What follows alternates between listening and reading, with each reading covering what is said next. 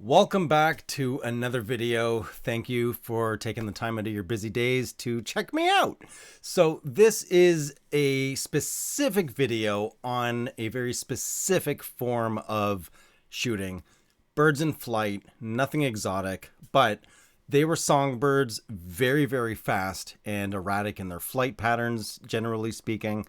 And I wanted to thoroughly test out the PENTAX K-3 III Z-axis shooting capability. How accurate is it? Can it really track a subject coming straight towards the camera at high speed? And success, which is why I'm doing this video to begin with. Now, some of the settings I was using on the first sequence, I used full automatic autofocus, so I had no control over where it was going to focus. And I used subject recognition on, hoping that it would track the bird. The one thing I did find is once there was a mix of greenery and the bird, it would get confused and shoot back and forth, focus back and forth, which I already expected given the fact that the subject recognition does recognize trees and things like that as well, and brush. Basically, it recognizes greenery and flowers and things like that. So you can't depict or tell the camera exactly what subject to focus on or what subject to keep an eye out for, so to speak, in regards to recognizing things. It will just pick from a database and just focus on whatever. So I ended up switching to my usual default, which is expanded focus medium. And I was using trackability mode, so the fastest reaction of autofocus changes in regards to depth. And yeah, the results, I'm going to let you determine what the results were. I was very happy with the results, I'll just be straight up. And yeah, I was not expecting it to do as good as it actually did. Now, it wasn't a very complicated scene. It was mostly in the sky, but the ability for it to be able to continuously track the subject as it kept moving closer and closer towards the camera actually did do an extremely good job. So let's see what happened.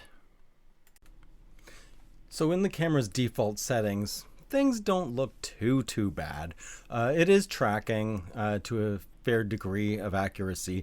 However, it is ever so slightly off, almost like it's just lagging slightly behind the actual subject's location. And this was repeatable, shot after shot, burst after burst. It made no difference. As you can see from when it zooms in, on the surface, when they're far away, it seems passable, but then as you zoom in or crop in, you notice that it is actually out of focus.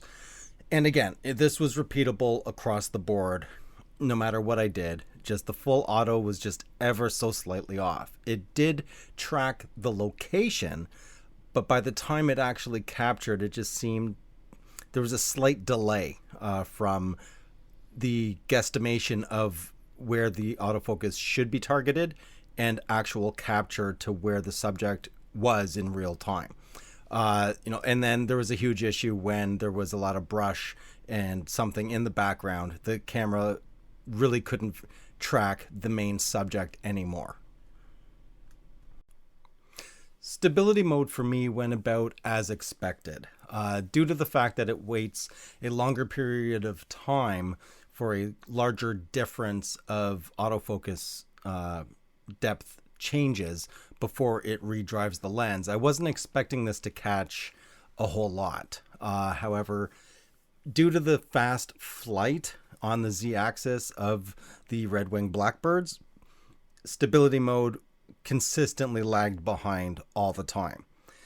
Speaking of stability, now if you're like me, and you do a lot of video shooting with your cell phone, you're always looking for a new way to control the movement of the phone, keep it stable. Even though the image stabilization built into the phones nowadays is very good, you still want to have the most stable footage available that you can shoot without relying on the image stabilization built into the phone, right? And computational stuff.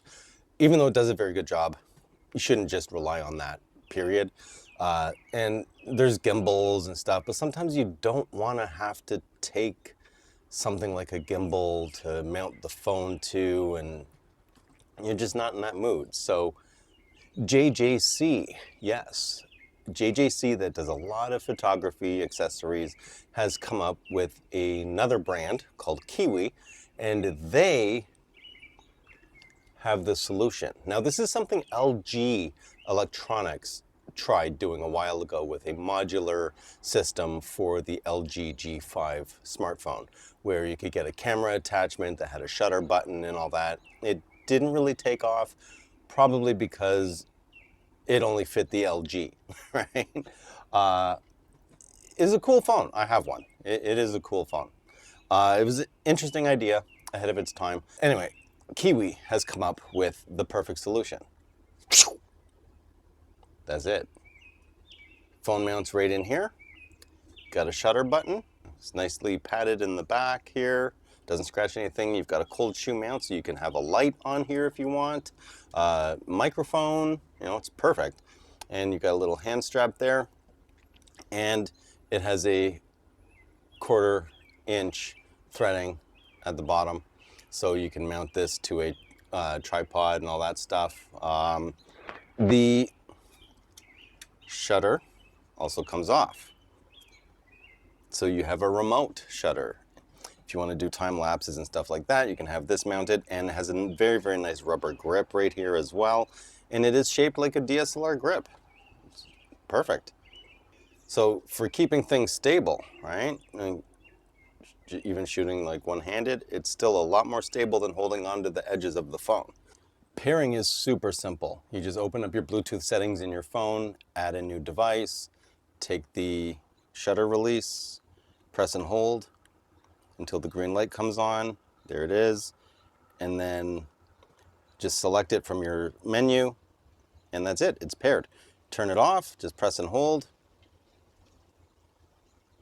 and then the shutter's off. That simple. Now, my Google Pixel 8 Pro is not by any means a small phone, right? It is pretty large, but as you can see, this grips nice and tight. It doesn't slip. It's great. It's lightweight. Like I said, it's got really nice rubber right along here on the grip, and it's padded on the back so you're not scratching the phone in any way. And I have this mounted right to the edge, and yeah, I mean, it's perfect. You just click the shutter when you want to take a shot or stop video. It's like having a small mirrorless point and shoot camera right in your hands. It's pretty sweet, pretty sweet. It does make a big difference because if you're not using this, then you're going to be shooting kind of like this, and then you risk, like, you know, some people have their finger in the way every once in a while, right? You get into the moment, right? So, and it's a lot easier than trying to, you know, press the shutter button when you're using one-handed, right? So, yeah, this is great.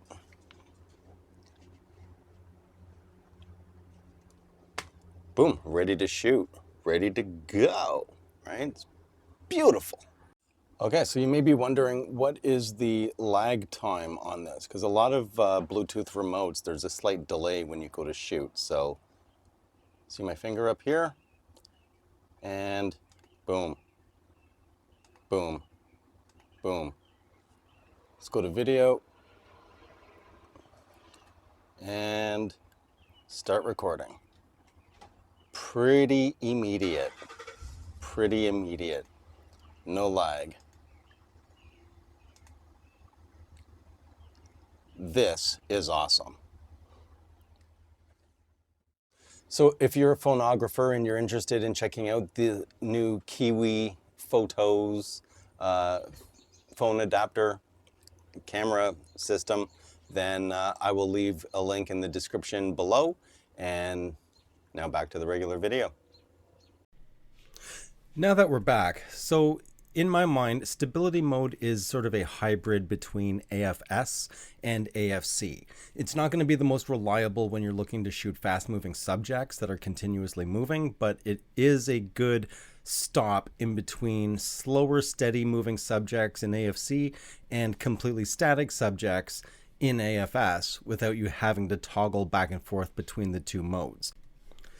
Now, this is what everyone's been waiting for, trackability mode. And let me tell you, it tracked tenaciously. So my settings were basically the autofocus mode itself, where you can select from 1, 2, and 3, where it's use the auto exposure sensor and the autofocus sensors. So that's 1, and then 2 is just use the autofocus sensors, and then number 3 is use the autofocus sensor to track more accurately, or however they worded it. I don't have the camera on me right at this moment, but it's some convoluted wording. Anyway, it's number 3, and then where you change the sensitivity of the autofocus from standard to stability and trackability, and then the in-betweens. So I used full trackability using the tenacious tracking, so number 3, and using my usual AFC select expanded medium. From a little speck in the sky, that bird coming all the way right up by the camera, it never ever lost tracking. I did not expect that to happen. I figured there'd be a few frames in between it all that would have missed, but no, it tracked the bird 100%, and it was repeatable over and over again. It was pretty much to a point where I could just raise the camera and start firing and it would just nail focus. It was absolutely amazing. Now, it has been a lot of firmware additions since the last time I specifically went out to try to test this.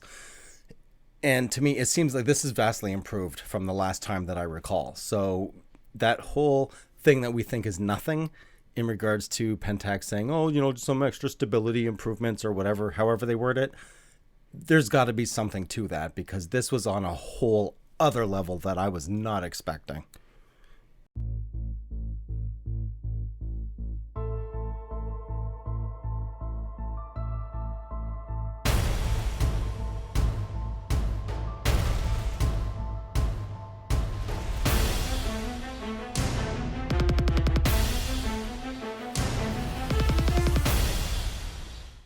There you have it. Color me absolutely impressed. I knew, obviously, that the autofocus is very, very capable on the K3 Mark III. However, I was not expecting that type of speed and accuracy shot after shot after shot after shot. That I did not expect whatsoever. So yeah, I have a newfound respect for all the firmware updates, even though some of them, they didn't really seem like they did much. But according to my testing that you've seen as well, I think they put some extra special sauce on those firmware updates. And if you're wondering, I was using the DFA 150-450 lens on the K3 Mark III, and it was ridiculously hot that day. I did do another video. I had to kind of redo this whole thing, but I did do another video. I may release that one. It's more behind the scenes kind of thing. There's some weird anomalies on the lens for what I was shooting video on, but anyway, I may change my mind and put that one up. And what else was I going to say? Shutter speed was, depending, was 1/4000th to 1/8000th of a second.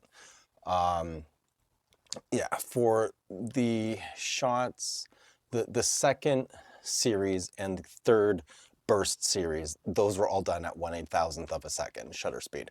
But that is really going to be it for this video. So if you like the video, leave a like. If you have not already, please do subscribe, always helps out. And if you want to support the channel, that information is at the bottom of the description. If you have any questions or comments, leave them down below, and I will see you in my next video. I'm out.